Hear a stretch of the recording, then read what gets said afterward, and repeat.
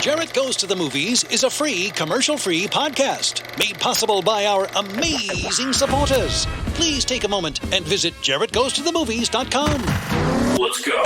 Click Support Us and see how you can unlock tons of exclusive content, be a part of the show, and much more for as little as $1 a month. Thanks for listening and enjoy the show. Oh, and listener discretion is advised. Greetings, everyone. My name is Jarrett Reddick, and this is a podcast. It's called Jarrett Goes to the Movies. Each week, we get together and talk about a movie that we watched that week, plus whatever the hell else is on our minds. And we're glad you're here.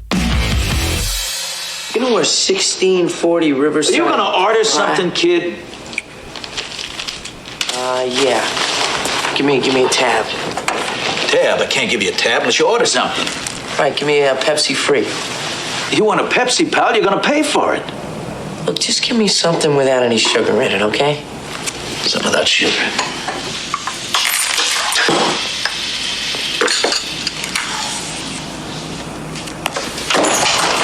Hey, McFly! What do you think you're doing? Biff. Hey, I'm talking to you, McFly, you Irish bug. Oh, hey, Biff. Hey, guys. How are you doing? Hey, you got my homework finished, McFly? Well, actually, I figured since it wasn't due till Monday. Hello? Hello? Anybody home? Hey, think, McFly, think. I gotta have time to recopy it. Do you realize what would happen if I hand in my homework in your handwriting? I'll get kicked out of school. You wouldn't want that to happen, would you? Would you? Well, now, of course not. No, I wouldn't want no. that to happen. So what are you looking at, butthead? Hey, Biff, get hold of this guy's life preserver. Dork thinks he's gonna drown. Yeah. So how about my homework, McFly? Okay, Biff. Well, I'll finish that on up tonight, and then I'll bring it over first thing tomorrow morning. Okay, not too early. I sleep in Sundays. Oh, McFly, your shoes untied. Don't be so gullible, McFly. Okay. I don't want to see you in here again. Okay. All right. Bye-bye.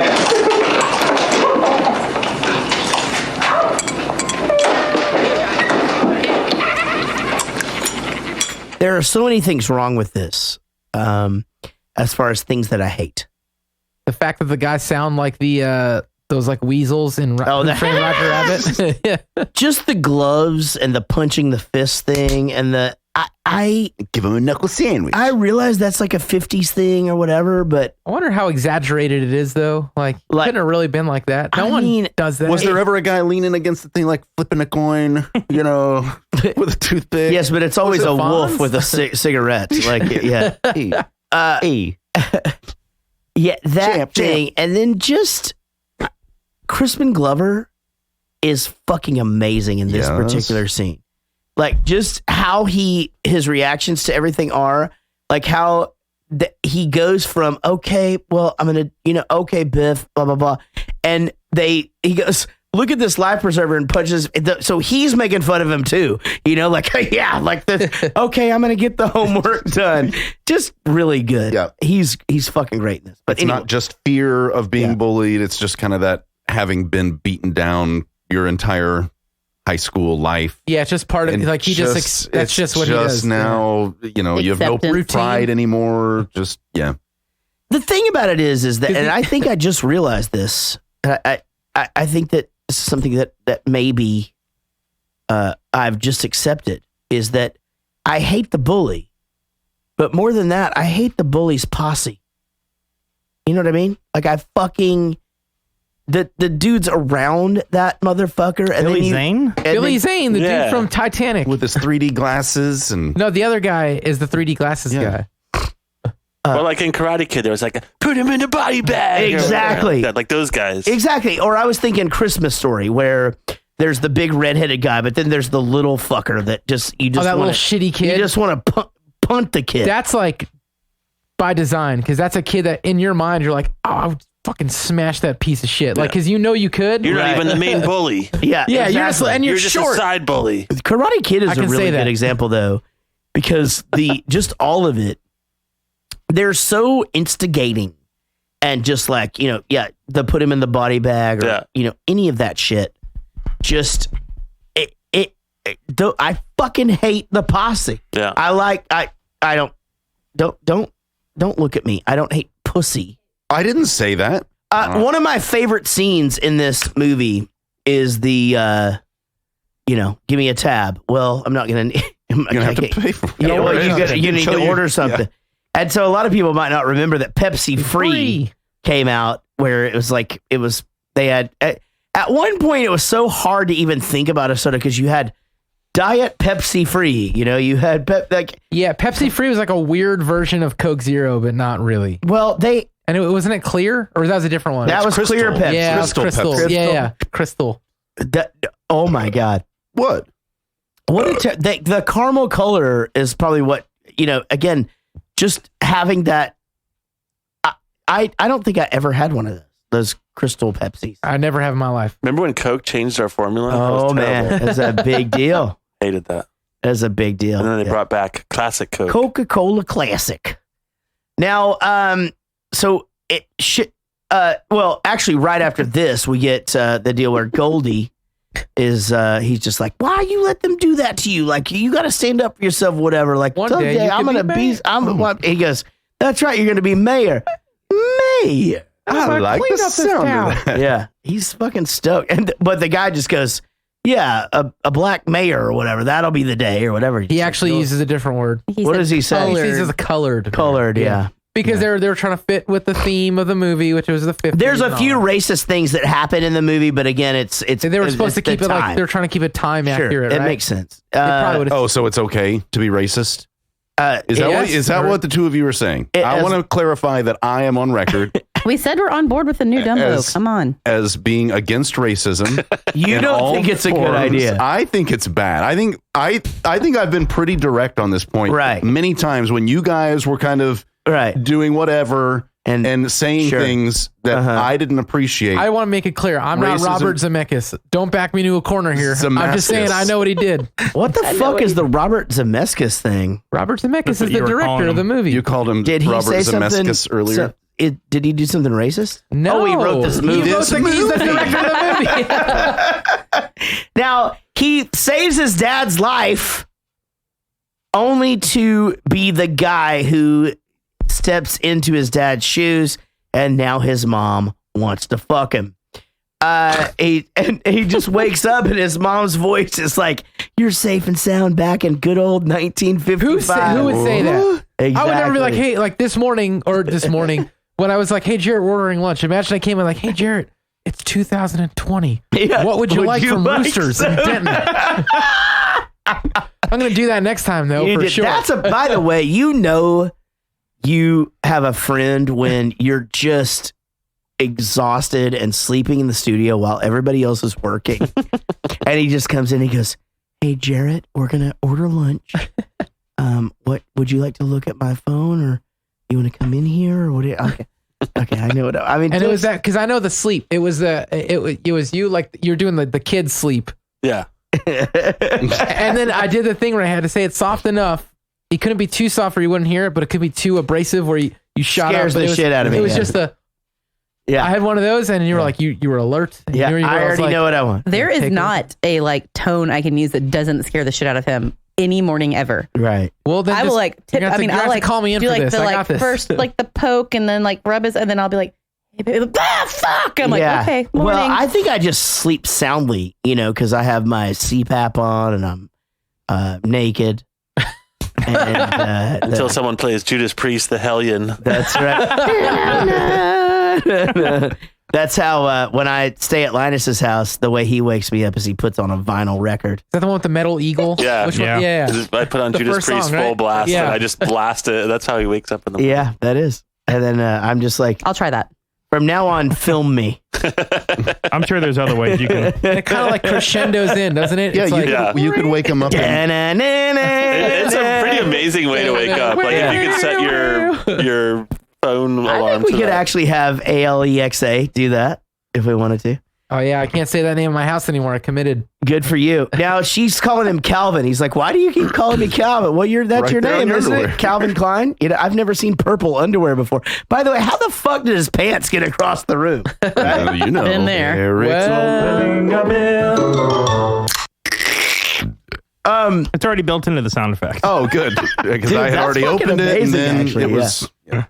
Now, so he's coming down the stairs after that, and she's just like, yeah. So obviously you're a sailor. He's just like, I'm in the Coast Guard. Right? People fucking love this life jacket bit, right? Yeah, it's not the last time we hear it. And he meets Uncle Joey. He goes, oh, so you're Uncle Joey, as if he's never met him before. Because the guy's been in prison. Yeah, he says, get used to these bars. Get used to these bars. Well, he cries every time they try to take him out. Every time they take him out, the guy just likes being in a cage. Yeah, we just leave him in there all the time. Yeah. Like, that's not going to fuck up a kid. Who the hell's John F. Kennedy? Yeah, okay, so that comes in, because the first thing that leads into that is the, where he goes, oh, I've seen this. We can watch a TV while we eat. Yeah, they're so excited. He goes, this is where Ralph... We have 3 of them. This is where Ralph dresses up as a spaceman or whatever. He's like, what do you mean? This is new. He goes, well, I saw it. It's a rerun. What the hell's What's a rerun? And then the whole thing of like, who the hell's John F. Kennedy? He's talking about the drive. He's saying it's on like, I don't remember the name, but like whatever. It's on this street. And he goes, oh, that's John F. Kennedy Drive. And he goes, no, that's John F. Kennedy, right? Yeah, John F. Kennedy Drive. Who the hell's John F. Kennedy? Which is such a weird thing to say about a street. Who gives a fuck? Yeah, you would never be like, who's Franklin? If it's like it's on Franklin Drive, I'd be like, who cares? Who's Maine? Who gives a shit? Who's street? Broadway. I'm not like when who's this Maine. street name? I'm not going to show up there. I'm not familiar with the namesake of the street. He fucking leaves, and the dad just goes, he's an idiot. His parents are probably idiots. Lorraine, if you ever have a kid like that, I'll disown you. Yeah, very derivative. Yeah, this is a very well written movie. No, I all love that of the stuff. bits, they all intersect. Everything like that kind of dialogue makes it. It's funny. It's smart. Silly, funny, also smart. Like that guy's being a fucking asshole dad without being an asshole. He's excited about the TV coming up to the table. Yeah. And the kids are, it's, what's funny to think about is that there was a time in life where dads were more excited about the television than the kids. Probably circling that back around. existed. I would be excited if I got a TV on wheels now, because now they're all attached to the walls, and you can't do anything. But if I want to go outside, the kids want to go play out in the back, and there's a football game on, it would be super nice, and not have to watch it on my phone, just with the longest cord of all, or one of my 6 iPads, or whatever. And it's like I could just have a TV on wheels. Yeah. And my brother-in-law Billy puts a TV outside of his shed, and they watch football out there in the summer. Yeah, that's what you got to do. Or whatever, whenever you watch football. I don't know what you guys do. Not in the summer. That's the one time. The only time you don't watch football. Okay, the other season, then, that's not the summer. He'll be watching that new league, I guess, this year. No, there's a new one. XFL. The XFL coming back. He goes and he sees Doc and he's like, look at my ID. I'm not even born yet. And it's just, oh yeah, well, if you're from 1985, yeah. Who's the president? Ronald Reagan. Oh, the actor? The actor? Yeah. I suppose. But we get another. Who's the vice president? Jerry Lewis? We get another vest thing because he goes, you're here with the Naval Youth Auxiliary. That's right. And you want to sell me. Yeah. And but then, do you know what this means? This thing doesn't work. Yeah, but that's brilliant because it leads into him going, hey, I know how you got the bump on your head. It does, because it shows that he knows that this thing works. Right. And then, then he goes, oh my God, it worked. I finally invented something that works. Yeah. It's a big deal to that guy. Now, he had spent, by the time 1985 rolls around, he had spent his entire family fortune or whatever. He says that in 1985, something about his family fortune doing this. Did they ever touch on why there was a family fortune? And I think that's genius. I think that's the Star Wars complex, where it's like, you don't need to know why. You do, like, families sometimes have fortunes, right? And that's fine. Yeah. So he was born into a family that had a bunch of money, I guess, or something. You can draw your own conclusion. You have the freedom to think what you will about it, and then he did this with it and made like a thing out of it. When I bring Star Wars into this is because like the problem with Star Wars is they over-explained things. That's what made it bad. The new ones, you mean? Yeah, new as in like 20 years ago. But like there was no reason to get into all that stuff, and there's no reason to get into this right now either. But don't you feel like though that like the reason they did that? You're both right. Yeah, you're over-explaining. And I can go. You've done it. Yeah, I am so confused. We got it. Anyway, it's great, and it's because there really doesn't need to be a reason for it. Like he just came from money, I guess. Yeah, that makes sense. Now I have to pee. We can do a pee break, or do you guys want to do a break? No, just a pee break. Okay. Yeah. We're going to do a pee break. Do you want to come back and do take one? Sure. And give something away? Yeah. All right. We're going to come back in just a bit. We're going to do a take one, and we're going to give away a cup, and then we're going to get back into the movie Back to the Future. We're so excited you guys are here. We still have some emails, a bunch of shit coming up, but we got to get through this shit, so stick around. It's called Take One. Here's what happens.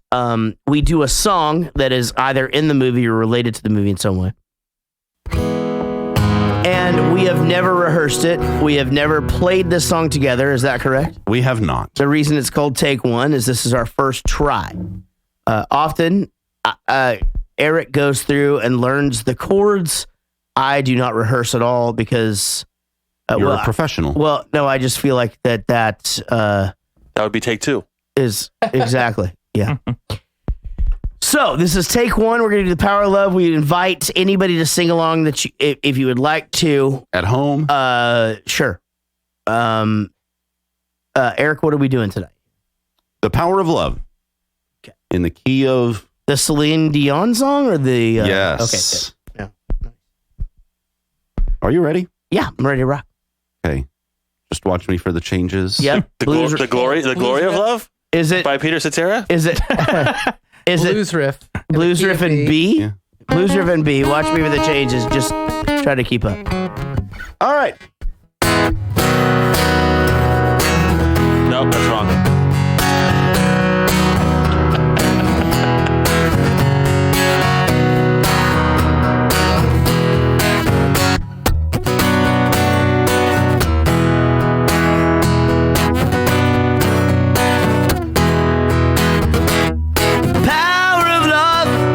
Curious thing.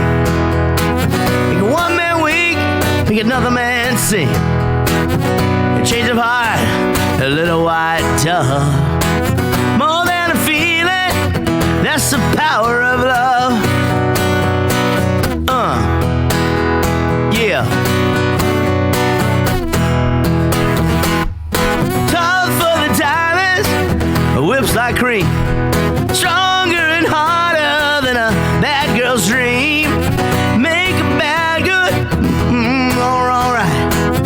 The power of love, keep me home at night. Don't take money, don't take fame. Don't want that. Don't need no credit card to ride this train. Nope, it's free. Strong and it's sudden, it's cruel sometimes. It might just change your life. That's the power of love. 2020. Power of love.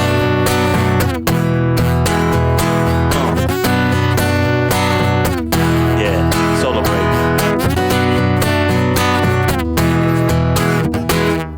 First time you feel it, might make you sad. Next time you feel it, it might make you mad. You'll be glad, baby, when you found. That's the power that makes the world go round. Don't need money, don't need fame, don't need no credit card to ride this train. It's strong and it's sudden and it's cruel sometimes. It might just save your life. They say that all our love is fair, but you don't care. But you know what to do, to get a hold of you. And with a little help from above, that's the power of love. The power of love. Can you feel it? Let's go straight into that last chorus. Don't take money, don't take fame, don't need no credit card to ride this train. That is bad.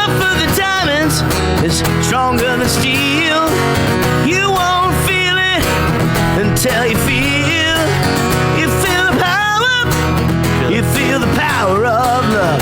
That's the power. That's the power of love. Oh, the power of love. Power of love. Power of love. Yeah. Ooh, the 7th. We sound like the Eagles if they sucked.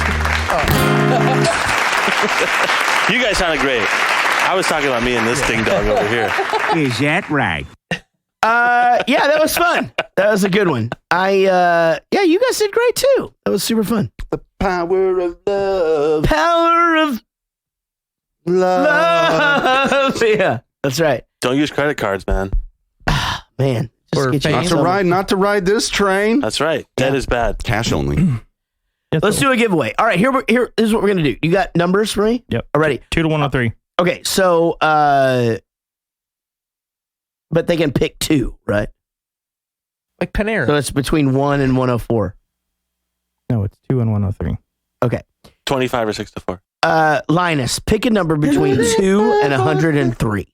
We're gonna give away a wild cup right quick to a listener. 69. 69 is everyone wins. Paul Gonzalez. Paul Gonzalez from who was in the Turbulence video. Oh, that's right. Oh, that Paul Gonzalez. Yeah, who did you think it was? Congratulations, you win a Wild Gear Cup. 16 ounces, is that right? I can't remember. Yeah. Color of your choice. Yeah, 16, 17. Stainless steel, whatever it takes. Who was he in the Turbulence video? Was he Chris? No, he played Paul Gonzalez. All right. Marty, I'm sorry, but the only power source capable of generating 1.21 gigawatts of electricity is a bolt of lightning. What did you say? A bolt of lightning. Unfortunately, you never know when or where it's ever going to strike. We do now.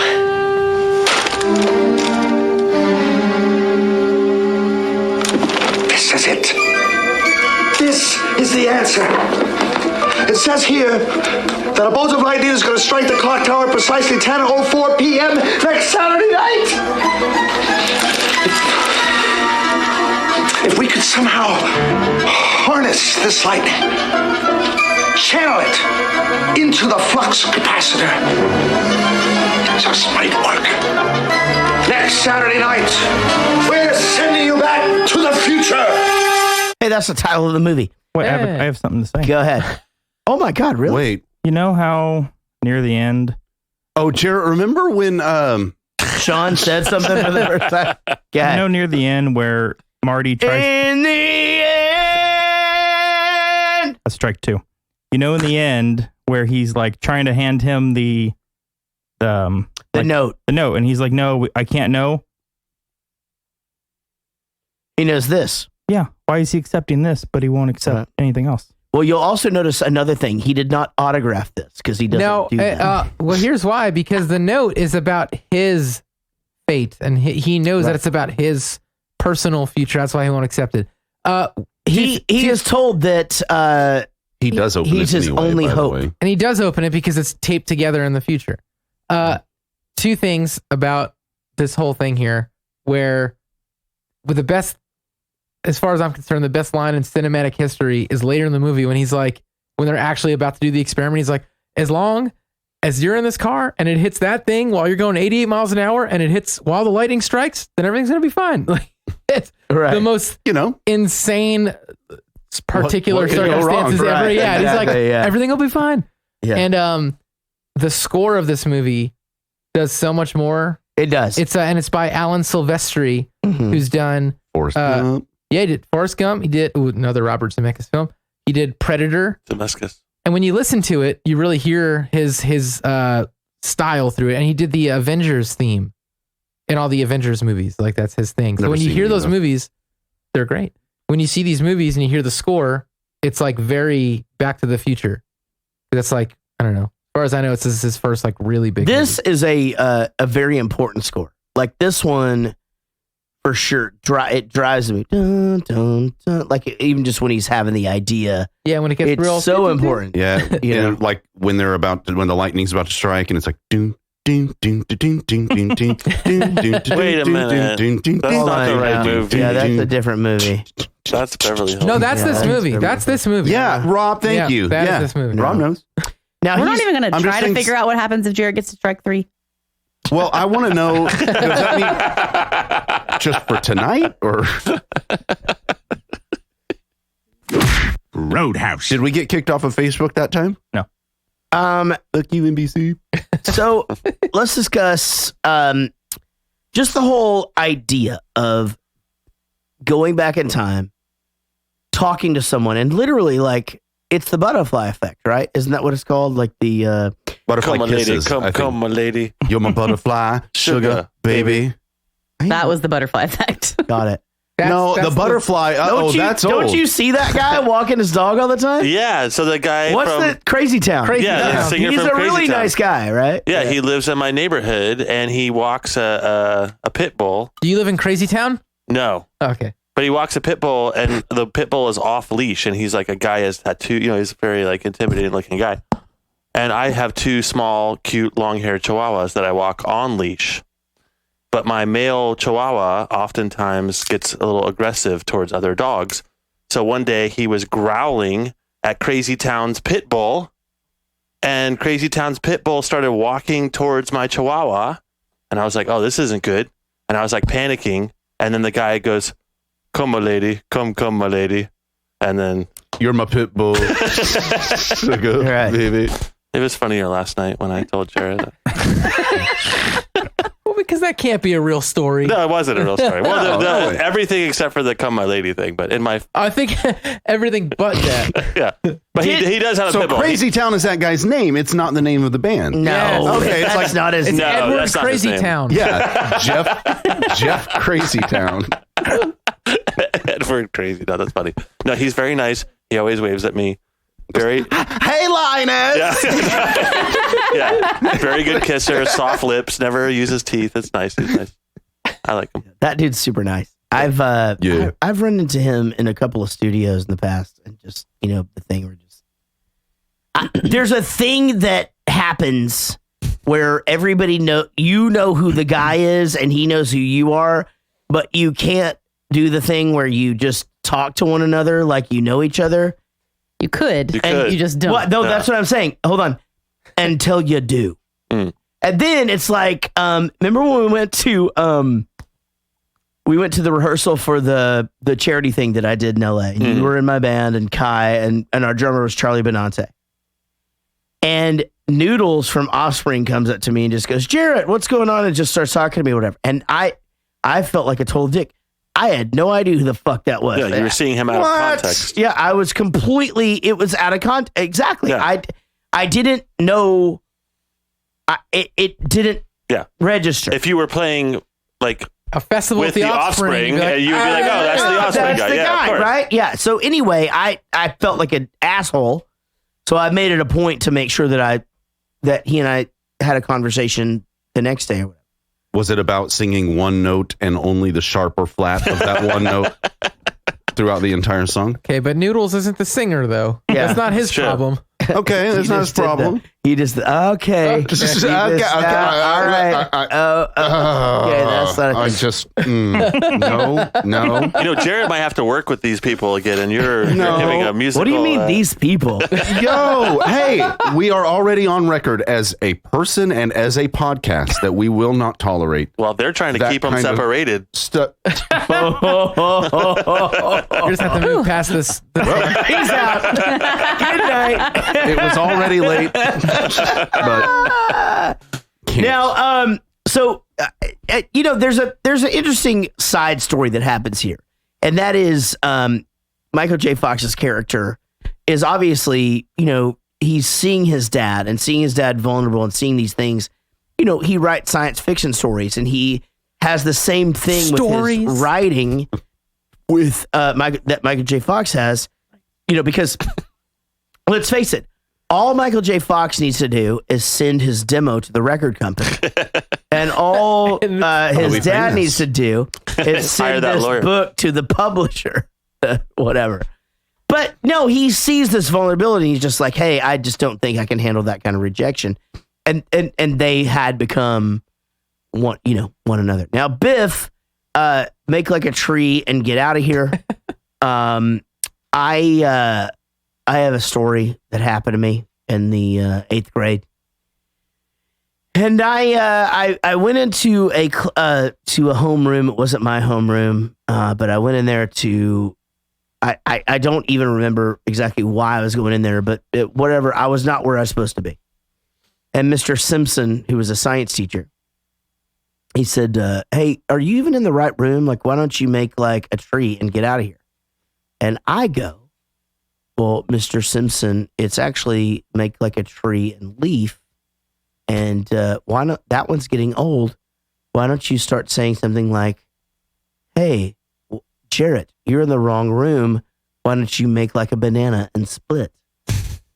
And he did not think that was funny at all. And took me to the office. And then we had corporal punishment back then. And fucking lit me up with a paddle. The shit out of you. You got spanked for a pun? 100%. But were you kind of into it in a weird sexual way at all? No, not at all. What does feet look like? For real? Yeah, was he wearing pantyhose? Wow. All right. Oh, fetishes are open season then. Yeah. All right, let's go. Yeah. Let's fucking rock. All right. Well, look, I'll start. I mean, I am super incredibly crazy attracted to like just women. In general. Their boobs and butts and it's so fucking everything. Crazy how girls are so different now. Like me and Casey were talking about this before. Like they don't have a penis. Well, yeah. I mean, you never know. Complicated world. Yeah, and exactly. You can't fucking judge somebody if they do. That's true. Because that's not a thing. I have a penis. Can you milk me? Oh no, it was a different. No. Is that a sound clip? Prove it. You could save it. Oh God, this is the hottest gay sex I've ever had.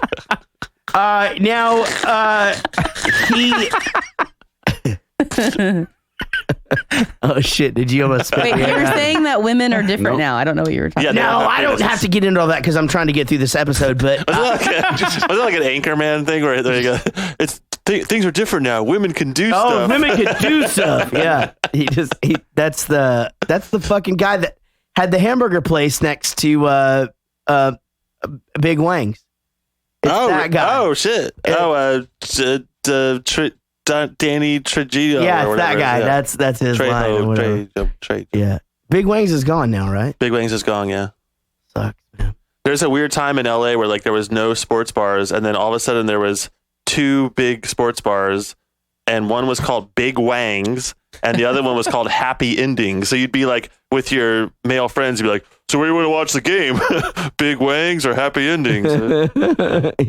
Happy Endings was the weirdest spot, though. Oh, it was the worst. No air conditioning. Yeah, that was a fucking weird spot. And then you'd ask them to put the game on the TV, and they acted like they didn't know what you were talking about. Right. Sports Those people. Now, Jarrett. What? That's racist again. Sorry. I'm sorry. Now, so he's not going to ask her to the dance, and he's like, nobody on this planet's going to be able to change my mind. So he decides to be Darth Vader from the planet Vulcan, right?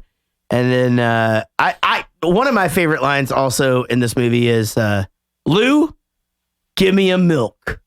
Chocolate. And he just slides it over. down. He just downs it and wipes his mouth, and there you go. Right? And then poop happens in the car. All right. Sorry, I had the hiccups. So in their world, what do you mean they? Oh, Rob. Dude, we don't do that on I that show. Could be. Well, I was about to get really. I was going to go to a really bad place with that, but I'll Let's stop. not. Let's No, go to I mean, good I'm places. saying in this movie, in their world, everyone in the movie, when Star Wars came out, was Darth Vader not named Darth Vader, or did Star Wars just not exist? Wait, what? God damn it! Just get it. Like he said, I'm Darth Vader from the planet Vulcan. Then he writes this book that becomes a top seller. Vulcan is from Rob had an Star edible Trek. earlier. Trek. No, come on, guys, just get it.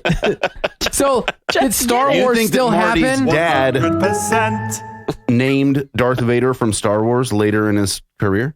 Who? Morty's dad? Marty. Oh no, God, he kept the name because in 1985 he opens the book. And it's the same thing. It's the same guy, and that he makes a career off of this. Yeah, but we don't know that character's name in that book is Darth Vader. It has to be because that was the. Oh, didn't you not just assume that? No. That he made him Darth Vader. That in the book that comes out in 1985 that he could have written at any point before 1977. God damn it! I'm gonna have to write a dissertation on this, and I'll mail it to all you guys. Hi. No one's getting this? We get it. I think you're going to have to do the dissertation. Just because we don't agree with you doesn't mean we don't get it. I'll just join amongst my All right. And just because we don't understand what you're talking about doesn't mean we don't. Exactly. Hey, just because I don't know what it is doesn't mean I'm lying. What a callback from Friday. All right, we got a couple more emails about our 200th episode. Now I'm confused. This is a long one. Chris Pulse. You've got AIDS. Oh, no.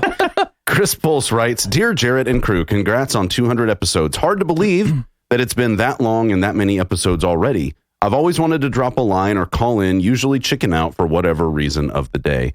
Still, to mark this occasion, I finally convinced myself to write in. Thank you, Jarrett, for giving us this usually weekly gift. Thank you to Rich for having the idea to do a podcast in the first place and putting together the format that made the first season so fun. To Casey for really making the show and rounding out the cast. As much as Jarrett and Rich were fun, Casey just brought an extra layer to it. And in my opinion, that really brought the show together and made it even funnier. Is Jarrett not on the show anymore? I do miss Will and his questions, animals, especially animals. And thank him for his time on the show and the laughs. Thank you, Sean, for taking on the production from Rich and then taking on even more of a role as we went on to season 2. Speaking of season 2, I have to admit I was worried when I heard that Rich had left and feared the podcast would not be the same anymore. Thankfully, being a fan of Jarrett rewarded my faith in him as he gave us Eric. I really appreciate Eric's take on the movies and unique takes and views, often just having seen a movie for the first time and seeing it without the nostalgia glasses I have on. I also very much love Take One. That is such an awesome touch, and having a world-famous musician singing every week is something that no other movie podcast could touch. I even enjoyed the podcast that Eric had to lead us through while Bowling for Soup was touring. I would also like to thank all the guests that have been in the studio for the show over the years. I have to admit, that's us, to being greatly jealous of all of you for getting to be there, even if I would probably just sit there awestruck if given the chance. Thank you, Jarrett, and everyone else for all the good times, laughter, and escape that you have given me, and congrats on 200 episodes. I look forward to more and wish you all much luck and happiness and movies that don't suck. Thank you so much, Chris Pulse. Chris Pulse, thank you so much, man. What a great, awesome. Yeah, that was my favorite one so far. Yeah, well, because it's all half of it's about you. And Nigel, I want you to go all the way to the bottom of my penis. Jesus Christ. All right, give me a second. If I told you I want you to go to the bottom of my penis, are you going to the part where my pee comes out, or are you going to the part where it's attached to my body? But also I wouldn't, but if. No, the point was... Let's just say in a world where you're the only guy left and I'm the only guy left. When I used to do telemarketing... And we have to repopulate. Oh my God, this is fucking crazy. He used to do like... Yeah, when I used to do telemarketing, you would never ask the person, like, do you want to do it or not? You would say, when you do it, what, like, when you buy this product, what are you going to do with it? And get them already imagining it. So that's what you have just done. Is it the pseudoephedrine? You're not asking, would you go to the bottom of my penis? You're saying, when you do, which area would you go to? After you're selling me on that already. Later. I see what you're doing. Eric. Anyhow, wasn't born that yesterday. Came up. Hey, that domino. What came up? I know I have to go downstairs. Your penis came up? Yeah. Nigel Watson writes, hey guys, hope I haven't missed the 200th episode message. Wow, it only feels like yesterday that the 100th episode was being celebrated. Many congratulations on such a great show. Much love to everyone who has ever been a part of the show, and keep doing your thing. Love you all, Nigel. Nigel Watson. He's Nigel is one of my favorites because he used to be. We used to get him on 5 questions or whatever, and he would do it from work, and he's like an office cleaner or whatever. Wait, he can't be from the UK, right? He is, yeah. With a name like Nigel? No way. Nigel Watson. Okay, that's hilarious. He's trying to redeem himself from that. I'm not trying to redeem shit. No. You guys just better get it. for you. Now, anyway, Nigel, thank you so very much, man. You're awesome. Hey, guys, we have a couple more giveaways coming up, but first we got a clip. Let me show you my plan for sending you home. Please excuse the crudity of this model. I didn't have time to build it to scale or to paint it. That's good. Oh, thank you. Okay, now. We run some industrial strength electrical cable from the top of the clock tower down, suspending it over the street between these 2 lampposts. Meanwhile, we've outfitted the time vehicle with this big pole and hook, which runs directly into the flux capacitor. At the calculated moment, you start off from down the street, driving directly toward the cable, accelerating to 88 miles per hour. According to the flyer, at precisely 10:04 p.m. this Saturday night, lightning will strike the clock tower, electrifying the cable just as the connecting hook makes contact, thereby sending 1.21 gigawatts into the flux capacitor and sending you back to 1985. All right, now, watch this. You wind up the car and release it. I'll simulate the lightning.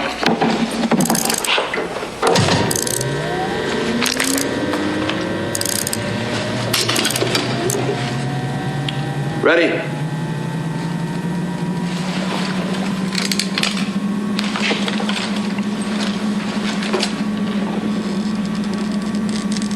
Set.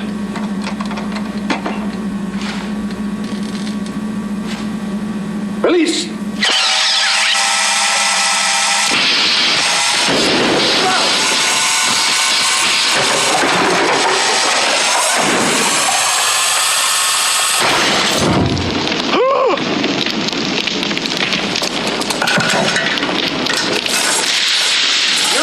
Me with a lot of confidence, Doc. Don't worry, I'll take care of the lightning. You just take care of your pup. The that character right there, where he's got the glasses on and stuff, is very reminiscent of Roger Rabbit. Yes, he's the bad guy, and he's got that thing on or whatever, and he just he has that voice on. Also, there's a thing at the first of the movie where it's going through his house and it shows that the Brown estate has burned down or something. And obviously they don't go into it any further. But, he leaves a lot of flammable shit around. I think that was kind of little things around the movie to be like, oh, he's reckless. Yeah. That's why the estate burned down, right? Now, the Enchantment Under the Sea dance. The rhythmic ceremonial ritual. Yeah. Did you guys go to school? Did you go to school dances? No. I mean, I went to prom. Oh, you did? Yeah. Junior and senior year, or No, just senior year? Just senior year. Yeah. Did you go, or did you go out and not go? I went. Yeah, you went. Yeah. Oh, man, you're so funny. No, I went. You went and like stayed the whole time and shit? Yeah. Yeah. Was there a band or a DJ? DJ, I think. Do you like DJs? Let me ask you a question. Name my top 5 favorite DJs. No, you're in bars a lot, right? Because you do trivia. I mean, I'm in the same bar you're at a lot. I know. That's that's true. I fucking hate DJs. I don't like it. We don't need I can't think of the last time I went to a bar that would have a DJ. Yeah, it's the fucking Or why?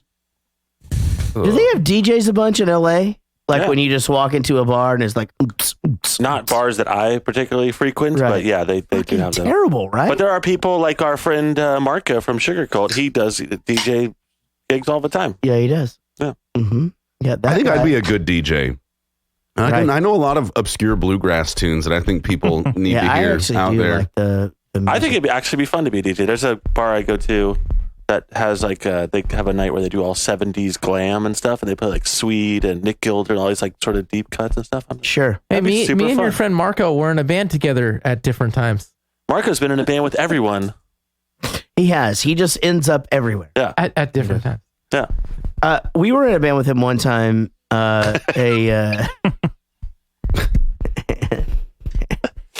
And guys, wait! This joke's hilarious. This story's hilarious. No, it was a good. We just have to let these two now chuckle it out. So, first.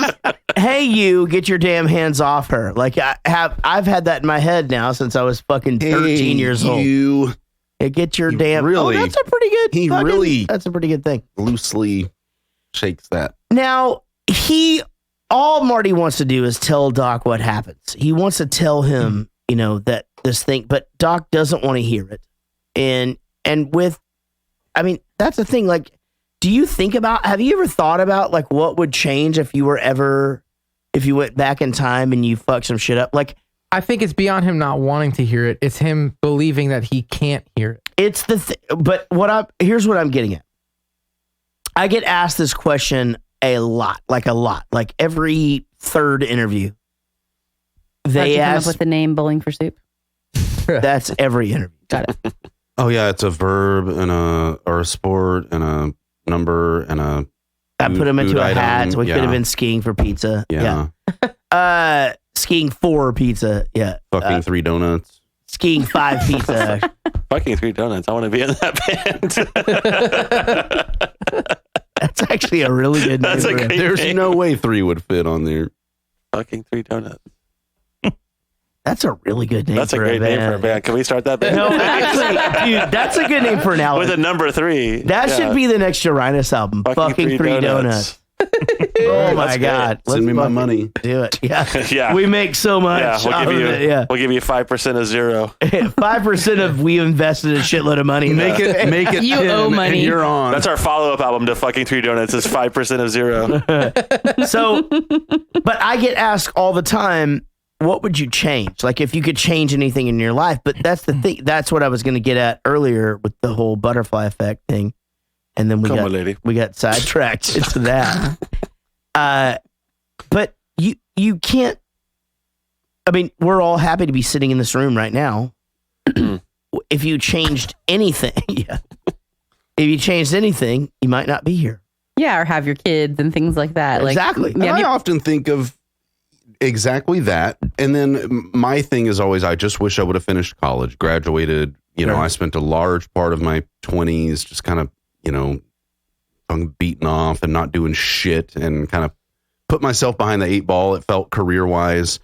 But I could have gone to the next year of college and got hit by a bus the first fucking day and just died. That's just it too, though. Like you make a good living and you are who you are and you have your children and you have, look, there are certain things about my professional career, which two, actually, there's 2 things. I wish I would go back in time, and I wouldn't let them bail on High School Never Ends and go with When We Die so quickly right after the turn of the new year, because I knew High School Never Ends would be a hit. And the president of Sony has recently told me that it's his biggest regret in his entire career is not sticking with that song, because it should have been huge. And it should have been. Number 2, same thing with Sorry for Partying. I should have not let them like make the record a novelty by doing My Weena and the whole penis thing and all of that shit, which I didn't want to do because that record was so fucking important and it's so goddamn good and there's so much substance there. All of that said, had things not gone the way that they did, my life would be different. Right. And I'm very happy now, but there always is the what if, You're right. But what would be different about your life if you finished college? Nothing. You would still not need that college education to be doing your job. Well, I think that the difference is that yeah, I've got a really good job, and I enjoy it, and I've been successful career wise. But I think had I finished college, I could have kind of not gone through all the growing pains that I went through. Sure. And secondly, maybe done something that I like even more. Don't you feel like those growing pains make you who you are, though? They do. But I think, Mike Reiner from The Ticket just retired. He's on the hard line. And I was just going. I know who he is. He retired. He stopped on that show? Yeah, he didn't come back from Christmas vacation. Are you serious? So it's Corby and Danny and somebody else. No shit. And did they announce that, or they just that was a thing? He didn't tell anybody, and then they came back from vacation over the Christmas holiday. They always go on 3 or 4 weeks of vacation around that time. All radio people, yeah. And then they came back on January 8th or whatever, and had a message from him, top of the show. I won't be back. Unfucking believable. But had I finished school, maybe I could have done radio or something like that. I would love to talk sports and talk shit. And why can't you do that now? Your voice is like a velvety cloud of butter. I have a voice and a face made for radio, but also there's too old to move to Omaha to work the overnight board op shift. Also, there's no money in radio at all. Unless you are exactly these dudes, and you're right. That's just it. Like that's fucking ridiculous odds. I'm too. I mean, to answer your question, I'm too far along in my career and have too many kids and too many financial obligations that you know of to take a pay cut to go do radio. It just wouldn't work. But that's the only difference. I mean, you're right. My life is fun and great. I think everybody kind of agrees that all the things that we all agree that your life is fun and great. Yeah, I think everybody agrees I'm great. I used to think I took a weird kind of path, and I was always like, man, like, what am I doing? And it led me to being in a band with Jarrett, which is the greatest thing. So it's kind of like a lot of the stuff that I did, it was sort of like a build to that. I mean, having done being in patent pending for 10 or 11 years, that's the only reason I ended up with Bowling for Soup is because we did so much stuff together. The only reason I was there is because basically when it came down to it, Jarrett was like, he told me, I don't give a shit how you play bass. He's like, we just like hanging out with you. Yeah. I mean, that's what it is. It's just weird things like that. We talked about this earlier today, actually. Linus tried out the Raiders for the Argonauts. Great. He tried out for Weezer and was down to 3 people. And I was like, God, that is such a weird thing to think about, because had you gotten into Weezer, like, we wouldn't even be like, I would probably never have met you, which is crazy to me to think about. Yeah.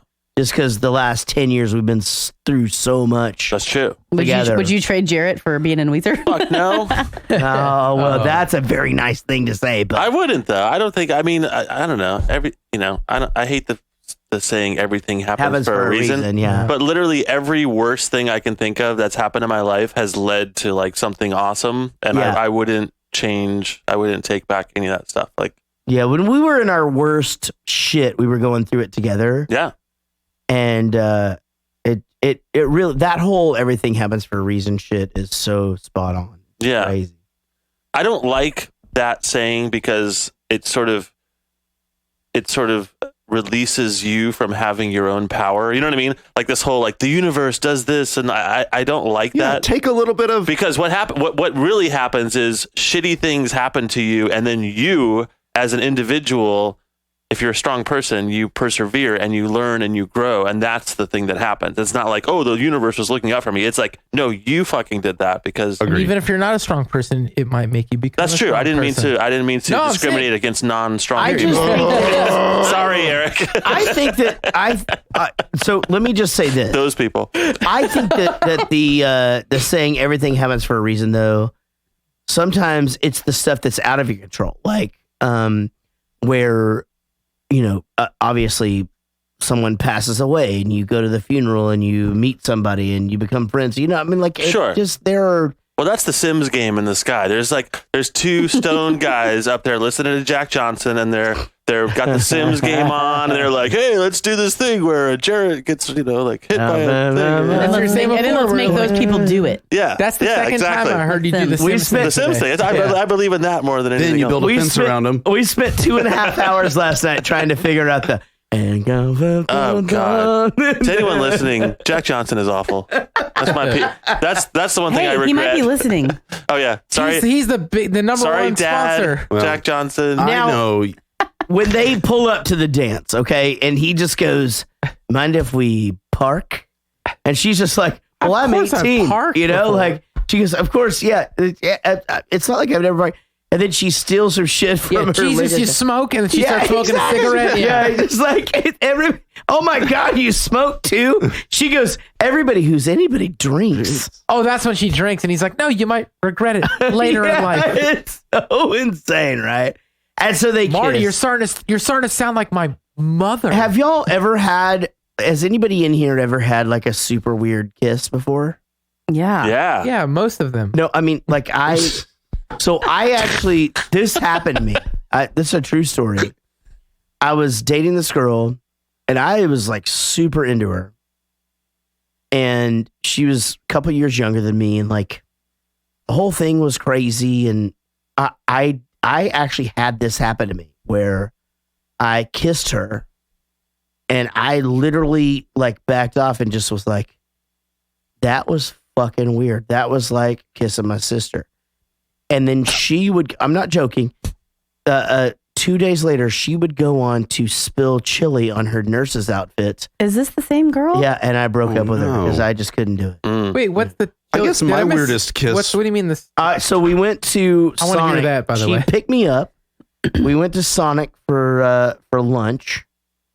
She got a chili dog. I can't explain why this is like this. But something, she spilled chili and you're like, this repulses me. We're done. Yeah. That she couldn't control her own chili consumption? I can't explain why.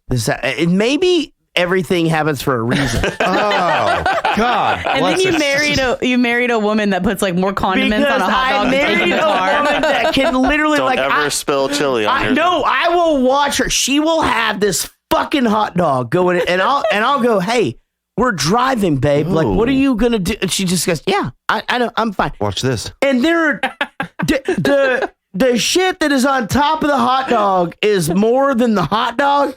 And like jalapenos. And she's wearing white.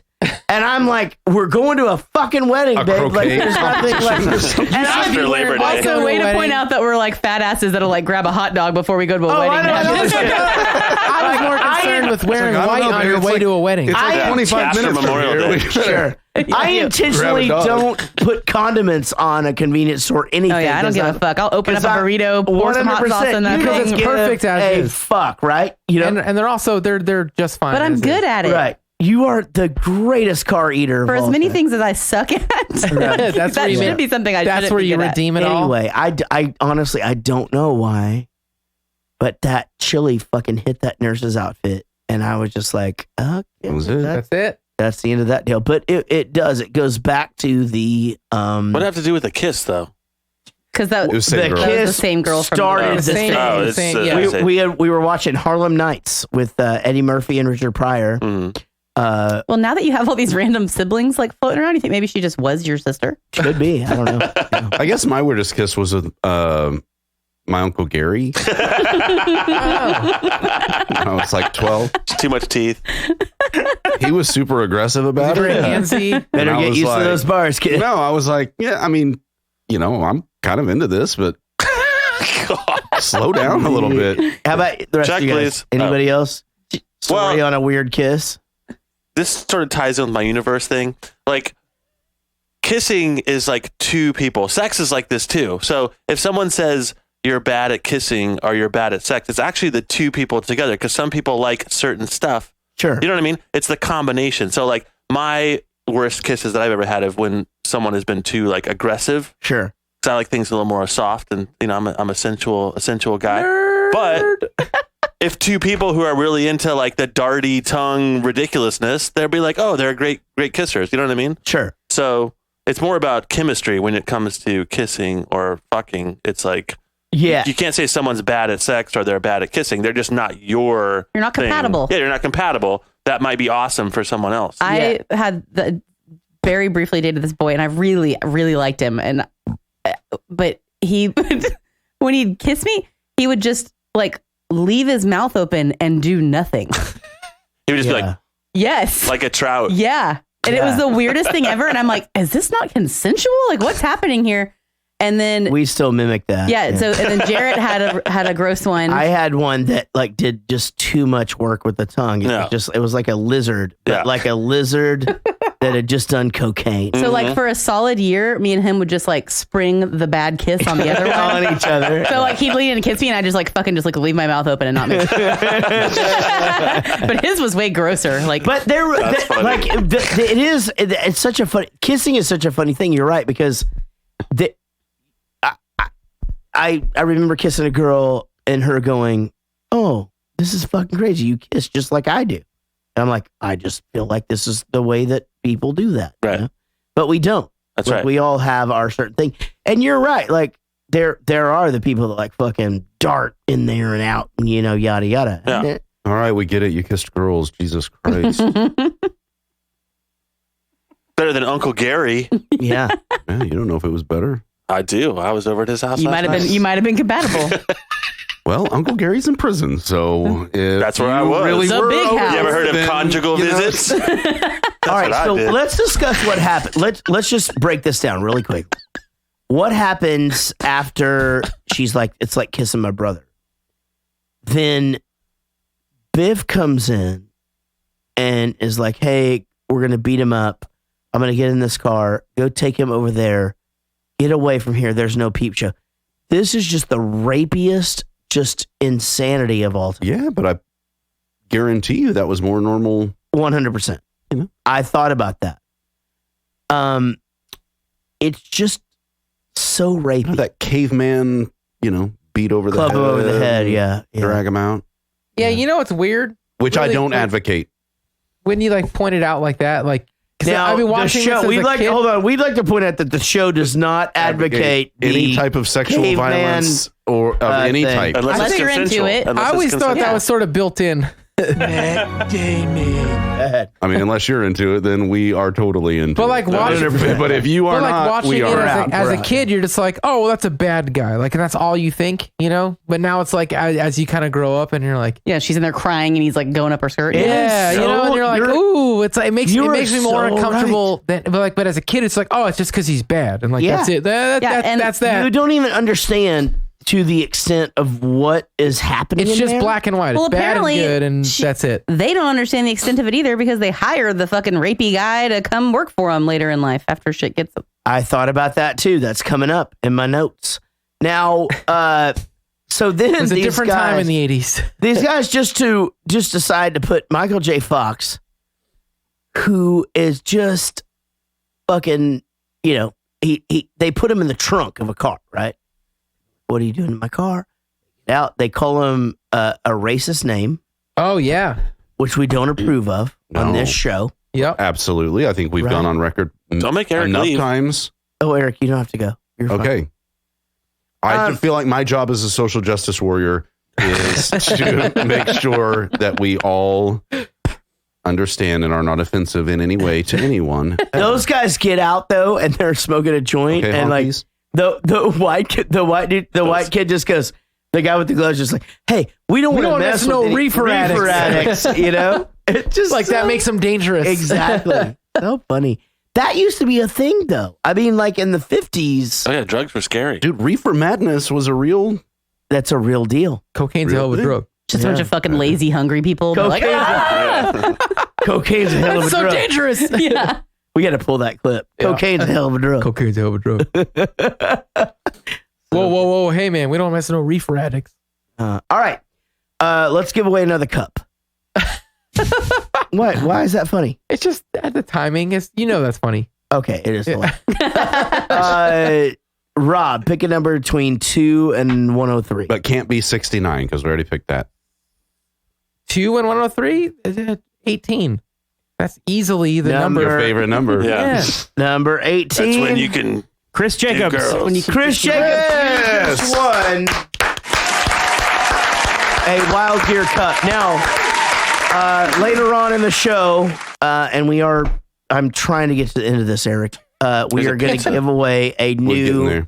We're going to give away a how many? A 20 can soft cooler from Wild Gear. Are we eligible? I hope so. Sure. And these are badass. I got one sent to me at Christmas time. And man, it is really nice to just stick on the golf cart. Well, that must be nice. Yeah. How many cans can you put in there? 20. All right, clip. I'm gonna break his arm. Biff, leave him alone. Let him go. Let him go.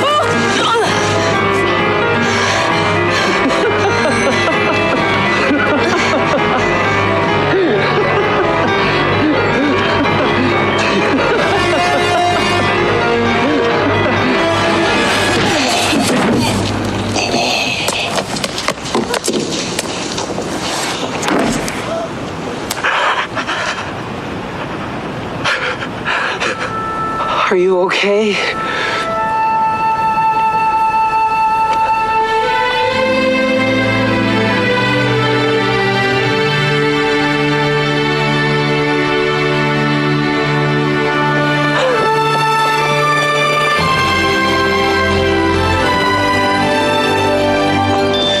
Who is that guy?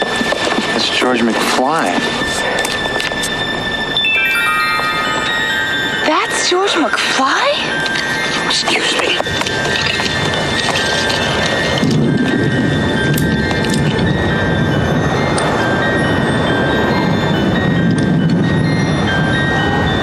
The storm. Hey, guys, you gotta get back in there and finish the dance. Hey, man, look at Marvin's hand. He can't play with his hand like that, and we can't play without him. Yeah, well, look, Marvin, you gotta play. See, that's where they kiss for the first time on the dance floor. And if there's no music, they can't dance. If they can't dance, they can't kiss. If they can't kiss, they can't fall in love, and I'm history. Hey, man, the dance is over. Unless you know somebody else that can play the guitar. Ring. I love that. Sean missed a golden Sweet Cheeks opportunity here with that scene. Could have edited in a Chris Tucker, "You got knocked the fuck out" from Friday. But you didn't. So it is a great cut when it goes right to the guitar playing, but also I love how he says that to them in plain English, and no one's like, "What the fuck are you talking about?" Yeah. It's like, no, you just don't understand this. Like, no one's like, "What the fuck are you saying?" The dance is over, right? Yeah. I'm not going to be born, you know? Yeah, and he's like, basically, and then I'm history. No one's like, "What the fuck are you saying?" Right. Well, you know why? Because they're high. Reefer addicts. Fucking reefer addict. Now, okay, so it hasn't happened yet. He saved her. It's not enough. It's not enough. So they get in there. That obviously Earth Angel happens. Now the thing is that by the penguins, George is now he's dancing with her, but then Malachi comes in and cuts in right from Children of the Corn. Yeah. And then just evil laughs. This fucking evil laugh shit drives me crazy throughout this movie. Who does that? Well, so right before he knocks Biff out, Biff is fucking evil laughing. Yeah. Stop with the fucking evil laugh. No, they did that, but this is very period authentic, I think, because people did that a lot more in the 50s than they do now. Also, why when Malachi cuts in and he's being rapey as well and evil laughing, why can't she just go, yeah, I'm not going to dance with you? Because she's a woman in the 50s? Oh, okay. Man, my niece what are you saying about women right now? I'm saying that thankfully, Offended, and I offended. am so happy that I feel like women have more of a voice now than they did in the 50s. Play whatever the fuck you're going to play, Jarrett. Like, I want you to go all the way to the bottom of my penis. That's how you feel. That is how I feel about Well, that's only how he feels about women in the 50s. And some men. And Uncle Gary. My niece Emma, when she was in elementary school, had this little friend from school, and his name was Malachi, and he was pasty with red hair. How the hell does a baby come out of you? His actual name was Malachi? Yes. Oh. Actually come out of you, and that thing has fucking orange red hair, and you still name him Malachi. How the fuck do you do that to a child? Know. I look. Here's the thing. Sorry, is that your real name, Linus? Gingers. Malachi. The whole disappearing thing is a little silly. I like it. I liked it in the movie or whatever, but at the same time, it's like if they're not together, the photograph doesn't exist. It's not just people disappearing in a fucking like because this or no one will whatever. take a picture of a gazebo. That makes a lot more sense than whatever that bullshit Star Wars thing you were talking about earlier. That is a real thing. If they didn't exist, that picture don't exist. No, the picture doesn't exist. That's what I mean. There's nobody disappearing from the fucking photo. Well, I don't know It's how you like guys... the time travel rules of the newest Avengers film, where he goes, if you travel back in time, it doesn't change your present. It then just changes what you're doing then, and that's a whole different thing going on. No, but the thing is, though, if you go back in time, gotta go back in time, then they never fuck.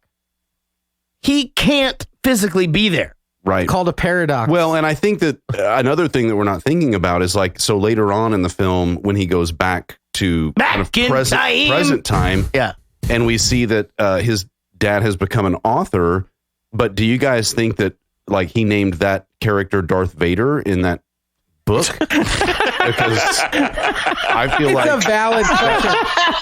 Why am I the stupidest person in the world for suggesting this? This is the entire premise of the show, is that we talk about this shit. Yeah, it's just an easy drive me nuts. thing. It's an easy thing to pick on. How is that the thing, though? Like, there's so many stupider things I've said. You never really if know. If that continues, I'm How going to lose come my I showed shit. up? I cut it off, dummy. How come I showed up on Friday and they're like, oh, hey, wait till you listen to this, and it's, oh, a couple of cocks slapped in my face, or no, what the Eric, fuck I have ever. to deal with this every single week. Oh, that's you. Yeah, that's me. You deal with it 4 times a year for 2 weeks straight, and that's it. Shit, 4 times a year. I think that's a shot at me. All right, so just yo, Chuck, your cousin. Remember that? Just the fact that it's just like, you know, that new sound you're looking for. It just, I remember being 13 and thinking, oh fuck, that's super cool, man. He just because it is super cool. Yeah, and now I'm like, that is fucking ridiculous. Like this new sound you're looking. It's the blues riff and the key of B. B blues. And you had to watch him for the changes. Been playing the blues for a long time, but I know my 16-bar blues. I think I can figure it out. Then he just shreds. He does some Eddie Van Halen shit, and he's just like, your kids are gonna love it. And there's a little tell where it's like how all of a sudden it's just like getting like bigger sounding and distorted because he like kicks the speaker. So that's what I'm about to say. Never ever kick somebody else's amp up. Dude.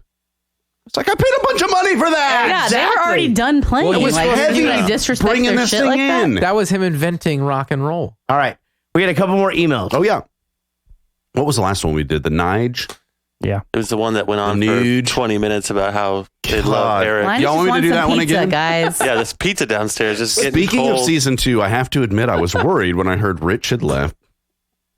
All right. Vincent Ellis writes, I just want to thank you all for doing all you do. My life seems to have taken nothing but twists and turns over the last year, and between Bowling for Soup, Rockstar Dad, Jarrett Goes to the Movies, and 4 Years Fat, you have really helped me deal with some deep shit. Hell, you managed to talk me... Hell, you managed to talk me out of suicide through all your projects, and I'm finally going to be getting the help I need starting Monday. I really don't know if you'll ever see this, but I really do want to thank you for everything you do. You're a huge inspiration for me. Thank you, Vincent Ellis. Wow. Holy hell. Vincent, seriously, dude. Those are amazingly kind words. Life is fucking really difficult. And I am so glad you're on this planet to be able to even write those words and to send them this way. I hope that you can continue to get things out of what we're doing, but also that you can find your way and find people to talk to and just figure out your own way to shine, because you're a fucking great person And I'm super, super happy to even have you as a fan of anything that I do. So thank you for writing. And Greg Stevens writes, Dear Jarrett, Casey, Eric, and Sean, I just want to congratulate you on 200 episodes. Also, I want to thank Jarrett and Rich for creating a podcast that has generated such a loving community. Between the Bowling for Soup fan page and the Jarrett Goes to the Movies fan page, I have never seen so many people. I have seen so many people to talk to and help with insecurities, depression, anxieties. It truly makes me smile. I love you all, cast, family, and community. Greg Stevens. Thank you, Greg. Yeah, I agree. I'm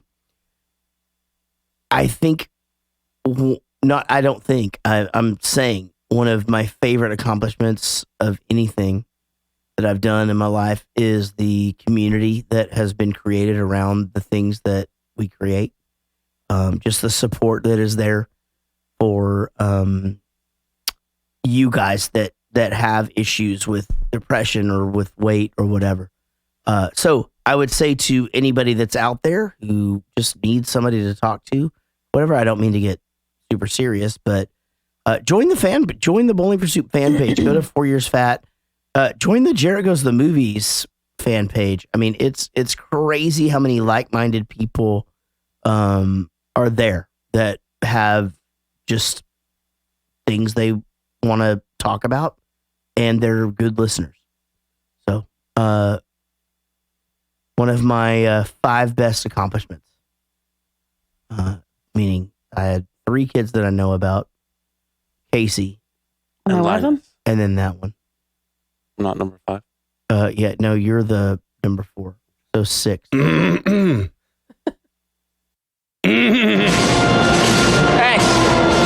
Thank you.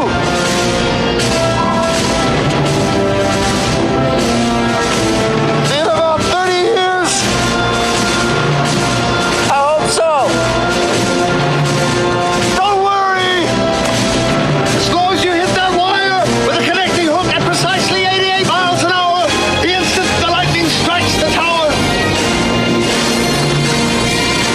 everything will be fine. Right.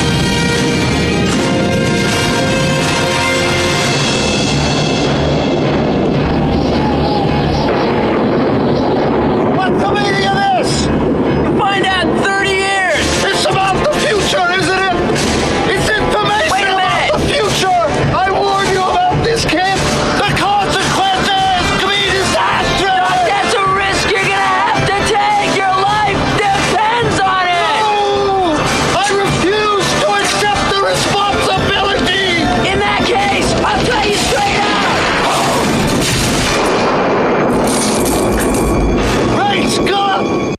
Rob, let's start doing a new bit where we just talk like there's a lot of wind going on. Like, yeah, always. Hey, Rob! I'm trying to tell you that we have to go to sound check. Well, in that case, Me and my buddies used to just talk to each other. like you're yawning. Like, I don't like this. Yawn, Ooh. but you just never Dude, could get that the is yawn gonna out. make me And yawn. so you just God, That's gonna make me yawn. I don't like it. that until somebody just finally gives up. And Oh my God. yeah, you could go on for hours doing that. Here's what's up. We're going to take a super quick pee break.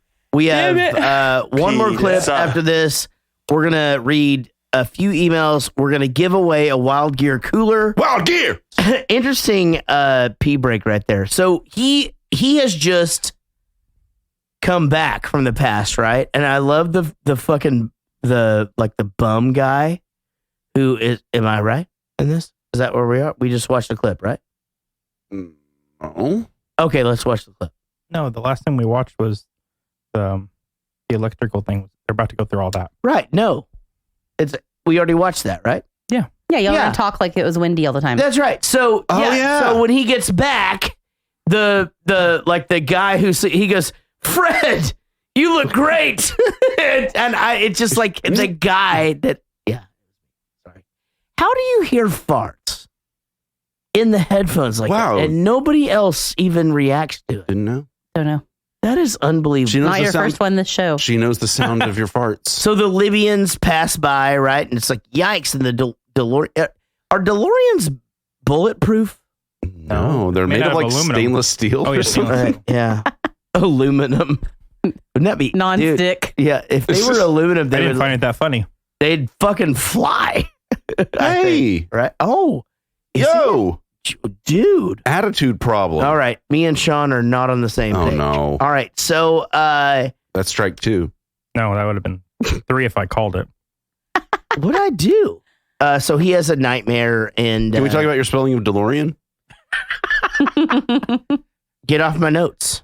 Don't look at No, I'm not supposed to look at your notes. I don't look at your notes. I have literally There's nothing on my notes. I have literally He wouldn't know because he doesn't look. I have literally never been on your page. The only thing that's on his page is his synopsis and whatever mailbag. Over to Eric. I want a page. You baby, It's been two years. I'm still trying to get you on that. I don't know how to do it. Baby, look, you log into your email. Hey, baby, it's Mama. You want a page? I want a page. We can hook you up on OneNote. I'm sure there's a way to do it. I've sent email invites to her. She just deletes it. I see her. Is that Does really she do true? it like that? I'm like, do I do that? That's she swings her head while she does it. Let me go to the, my just sassy. this one line. This one line here to finish off the movie. So he gets back and, you know, he wakes up and everything's great. Same house, but better furniture. But better circumstances. Exactly. Yeah. And everybody's happier and I like it. I like that. Mm-hmm. I will say that the mom is just like, well, if it wasn't for him, we never would have met. I'm like, so if he would have tried to fucking rape you, like you, and this guy just, and now you let him fucking to keep him around, wax your car. Wax your cars? He tried to wax you. He tried to wax that car only one time and Boy, not put a second coat on. I bet you back in the 50s it wasn't waxed. I'll tell you that much. I like that. What does that even mean? Nothing. Okay, so let's go to the next clip. Mom is just like, well, if it wasn't for him, we never would have met. Can we talk about your spelling? So if he would have tried to fucking rape you, dude, I'm not even looking at it. I'm not looking at it. And now you let him fucking to keep him around. Wax your car. Wax your cars? He tried to wax you. He tried to wax that car only one time and not put a second coat on. I bet you back. That's what I was trying to I'll tell you that much. I like that. Prep before. What does that even mean? Nothing. Okay, so let's go to the next clip. What is happening? What is going on? Prepping something else. Can we talk about your spelling? What the fuck just happened? I don't know. Oh my God, and there's like a screen within a screen. It's like fucking Inception. How about a ride, mister? Jennifer. Oh, you a sight for sore eyes. Let me look at you. Marty, you're acting like you haven't seen me in a Jared, week. you think people can't hear that? I haven't. You okay? Is everything all right? I have no idea what he's doing. Oh, yeah. Look at his headphones. Everything is great.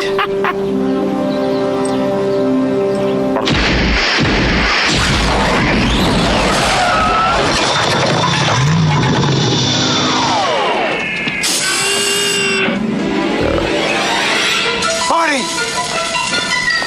You've got to come back with me! Where? Back to the future!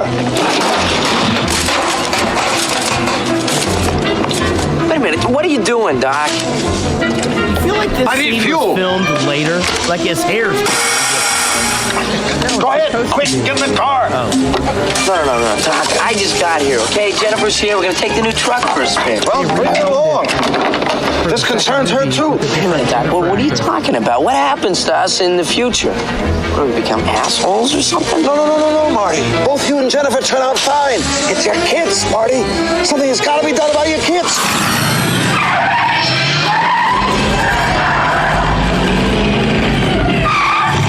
Hey, Doc, we better back up. We don't have enough road to get up to 88. Roads? Where we're going, we don't need roads.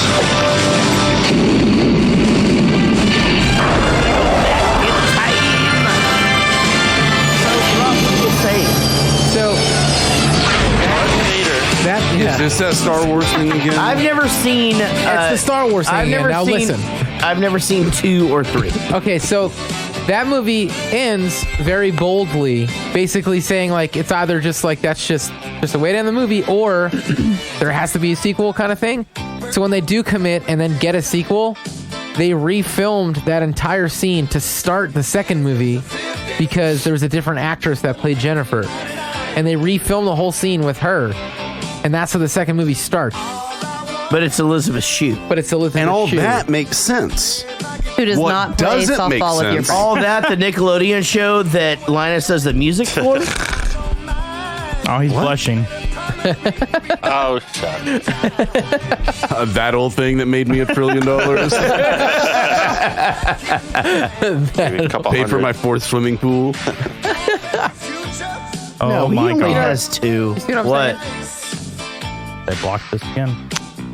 Who's they? I had my penis out. They. Who? Mark Zuckerberg. NBC. Why? Man, we are getting killed. What if it's not Mark? What if it's fucking Tom from MySpace just being a dick? I fucking love He's still that. got some pull. So good. You think he's still pulling vag? He's a photographer now. He travels the world. What? He's That's either- what I would do if I had. Is he a real guy? Yeah. Yeah. So Fucking that, Tom. He's everybody's friend. Well, I think I'll I'm tell friends you with him off on the air. I was Facebook. I have a gonna say, funny story about is he this. still everyone's friend or? So did he didn't actually create MySpace though, right? Yeah. Yeah, dude. Yes, Oh, he did he make like a shitload of money? Yes. Yeah. Tom. He's the Yes. But best. he just They sold MySpace for like $400-500 million or something like Yeah. that. But Now he, it's their space. yeah. somebody else's space, right? That's airspace. Listen, I want to thank everybody the for sympathy, being Laughter. on this 200th episode. I think it was super fun. To 199 episodes later, do the movie we started with. What did you think, man? Like seeing it now. I mean, you've seen this movie. Oh, I thought it was fucking rad. Yeah, and you said earlier this is that movie in my life that I have seen more times than any other. probably than other this or what Goonies. Goonies. Yeah. Or Anal Paratroopers Volume 8. That's Well, another no. one of your Butt favorites. Bongo Fiesta number 9. Those are not showing at the theater there in Pine. In They Hill are in Valley. Iran. Yeah. And I ran so far away. Bomb, bomb, bomb, bomb, bomb, Iran. Bomb, bomb, bomb. But we did bomb Iran last week. Oh my god. Casey, Not in look. We as a oh, podcast. no, it was. We don't agree with that. Case, what'd you think, baby? It was good. Back to the Future. Yeah, it's one of the best movies ever. Right? Did Rich like this movie when you did it the first time? Who knows? We were not even. No one doesn't like this movie. Come on. It was the first episode. I think We they were were still not even figuring in the stuff out. zone of. Like talking about whether you liked the movie or not? No, we didn't really even start doing things like chronologically until like way late, and it was just a very different show. If you'd like to hear that, you're going to need to be a Patreon supporter because the first 20 episodes are only available if you are a Patreon supporter. They're in the It archives. should be like the first 50. Agreed. So I think we're going to It'll do be that like the next. first I think we're going to. 160. Where are you leaving? Where are you going, Sean? He's out of here. Nah, fuck the stream. Yeah, it's over. At my age, I always have to restart the stream. You know, it kind of Islands in stops. the I have to push it a little harder. I was gonna go with. are. I fucked a stream one time in a swimming pool. I put my TT up against the jet. Oh yeah, thing or does that whatever. feel good? I Yeah. don't know. Yeah, it's good. It'll when you're like 12 or 13, it'll just Anything feels good. yeah. All of a sudden, you fucking give birth to a tapeworm, and there it is. What movie were we talking about when we Nothing. talked about things swimming into your penis? Oh man, Amazon? no, What? that's a thing. Like, dude, I know it's a thing we talked about. Yeah. I'm just trying to remember what movie. There's a thing where I was there for this one. I know if this. you pee a little bit, a parasite Yeah, it can swim up. Goes up your pee hole. swims up your TT. I know, but what movie could we have possibly been watching recently? Anaconda DeVito. baby. Anaconda DeVito? I think it was Home Alone. Alien. I don't. All right, we have a couple more emails, and then we're going to give away a 20-can Wild Gear cooler. It's going to go to someone in the UK who's now up. They're all logging in. Daniel Cotton joined. No, it's not. First time did. Yeah. Yeah, but this goes to a Patreon support. Oh, Daniel Cotton is a thing. Don't correct me. How many cans does that thing hold? All right. Stephen McCracken It's Phil's brother. writes, "Hey guys, thank you so much for the opportunity to participate in the 200th episode. The podcast was good when it first started and has just gotten better as time went on. I know it has been discussed how rough the earlier episodes were, but I actually thought they were a lot of fun. I especially found it funny when they ran longer than actual movie being discussed. Anyways, below Tonight, for sure. That's fucking great. Yeah. I've never thought about that. Anyways, below is a Google Drive link to my video as well as a link to the Strange Brew soundtrack, even though you never got back to me, you hosers. See you down the road and take off, eh? Take care, Steven Soulman McCracken. He's from Cancun, right? You know, Yeah, we did that last week. Really? I love that movie. Yeah, it's a Did you ever have the record? Yeah, the album? I had the single for where Geddy Lee Take Off. There's a whole album, and it's really funny. They have a backwards message. Yeah. And so it's like, yes, but you play backwards, like, okay, this is our backwards message, eh? It's like really funny. Was it as funny as the movie? He did not like the movie, by the way. No, oh my God, I love. But he didn't see it in the 80s. Is the thing. Yeah, I think you had to be around. Yeah, which means the movie sucks, and you just remember it being funny, but it isn't. Okay, Eric, let's go. All right, Adam. How do you actually feel about VeggieTales? Adam Lennon, I think it's great. Oh my God! Yo soy yo pepino. That's from VeggieTales. Adam Lennon writes, "Congrats on 200 episodes. I know you'll be getting tons of these, so I'll try to keep it short. I've been listening to the show for over 2 years. At first, I just started listening because, like everyone else, I love Bowling for Soup. But over the past 200 episodes, I realized that even if Jarrett wasn't famous as fuck, the show would still be going just as strong. The chemistry between the cast members, old and new, is immaculate. Of course, 5 Questions is America's favorite podcast game show. And when you do an episode with guests who have worked on the movie, it's insightful and awesome. Bomb City is my personal... That was not What me. the fuck was that? That was not. Dude, he just totally... Was that you? Come on. Oh, okay, now I know how you hear him. He just did a Chris Matthews, Now man. I know how you hear those farts. Fartgate. He did that today at the studio. The music was really loud, and then I like hit mute for a second. I was like... That is so funny. I always wonder how Casey hears my farts. But hearing somebody else fart, I'm like, I fucking totally heard. And it's a leather couch. It's like farting in. It's like farting into a canyon. I think that might be leather. Anyway, back to Adam Lennon.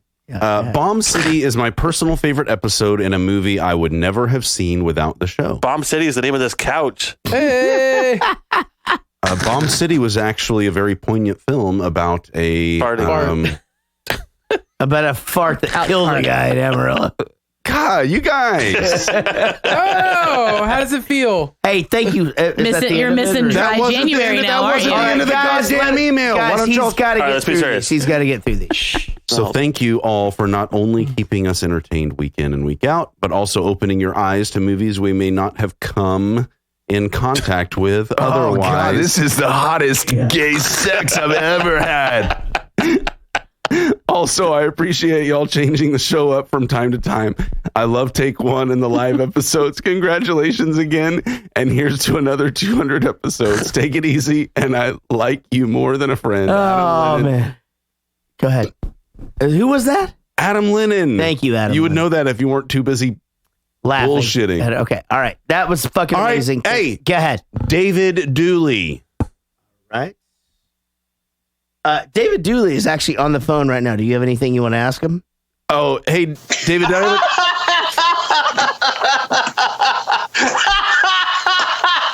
David. Hey, David. Apparently, he heard Rob fart. Is this for real? I thought this is like a soundbite of him laughing over and over again.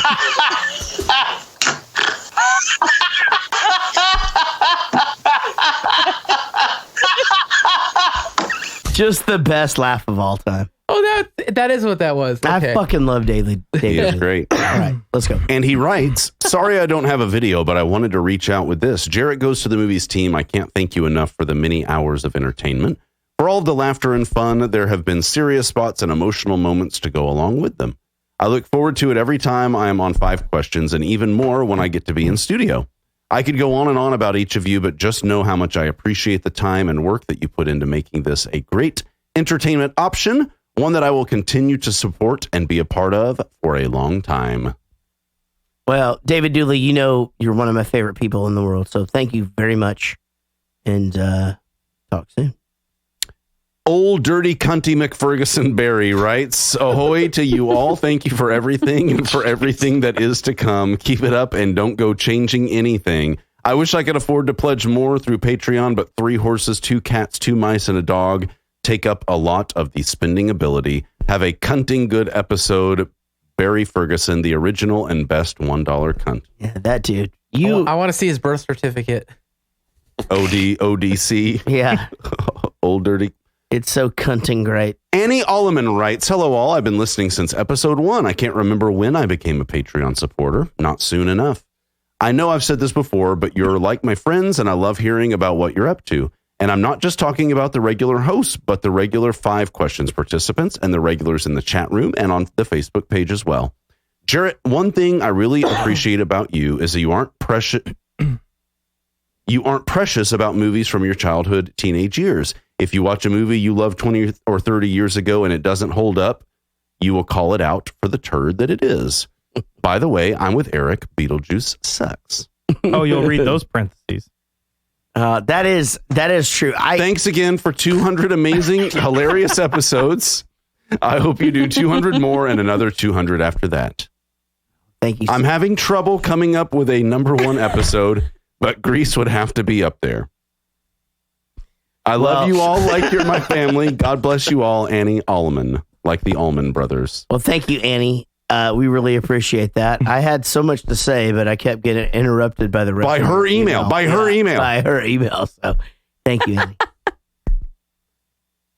May I? Yes, go. Okay. Jesus. Sucking multiple cocks. There's so many. Speaking of, Joey Bishop writes. Whoa. What was that one? Whoa. Blossom. Happy flipping 200th episode. You guys seriously make my week. Working for the man sucks ass, but your podcast helped me make it through. Is that it? It's been one hell of a ride. Can't wait for the next 200. Joey Bishop. Whoa. All right. Whoa. Thanks, Joey. Appreciate you. What else you got? That's it. That's it. Guys, what a fun way. Okay, so let's give away a 20-can Wild Gear cooler. I just want to say thank you again to Wild Gear. The hard cooler? For being, what, say again? What, is it a hard cooler? It's soft. A soft cooler. How many cans do you think that holds? 20. Okay. Are we wrapping up? Spoilers, Marty gets gunned down at the end of the movie and that's it.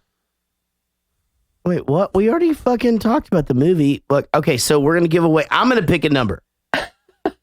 The number that I'm going to pick is 2. Number 2, you just won a 20-can Wild Cooler. So his response would be in your soundboard. How many cans is it? David Dooley? David Dooley. David Dooley! Wow. Holy shit, that is awesome. Yeah, imagine that.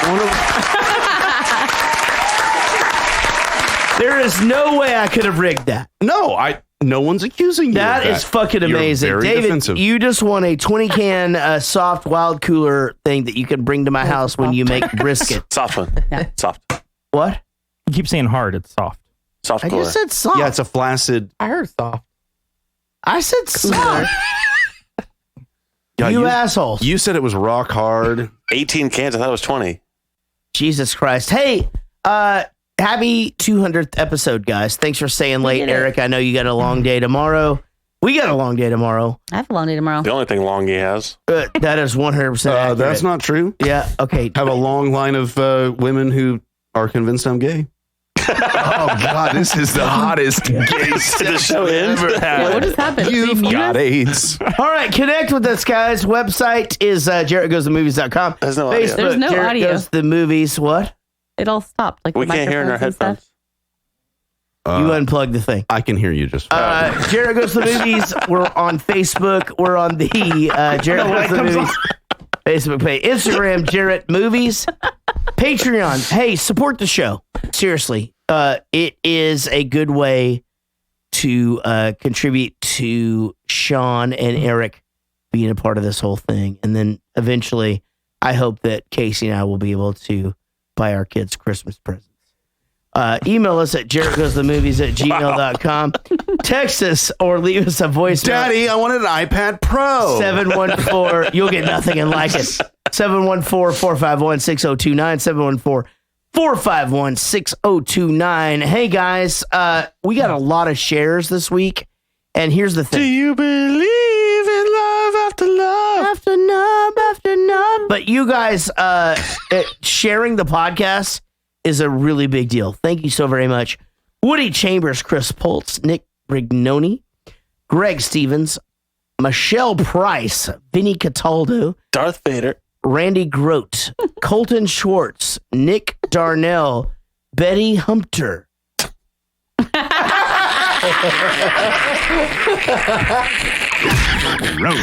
That's the fucking best one ever. Oh my god, that is the fucking best. Because I had fucking no idea on that one. Steven McCracken, touch screen, Oliver close off. That's a good one. Oliver close off. Betty Humpter is fucking crazy. Jordan Ducrow, Sammy Smith, Celeste Mary Meadows, Karen Lynn Abner, Ad Craner, Joey Bishop, Simon Rogers, Lou.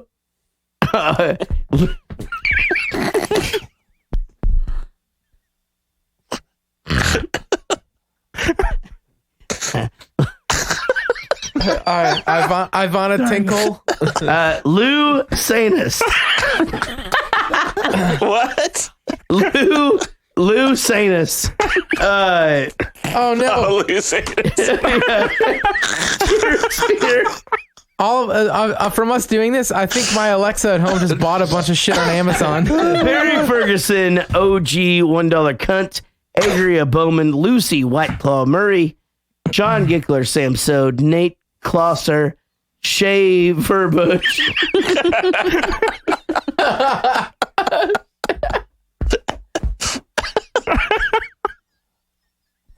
Those are good.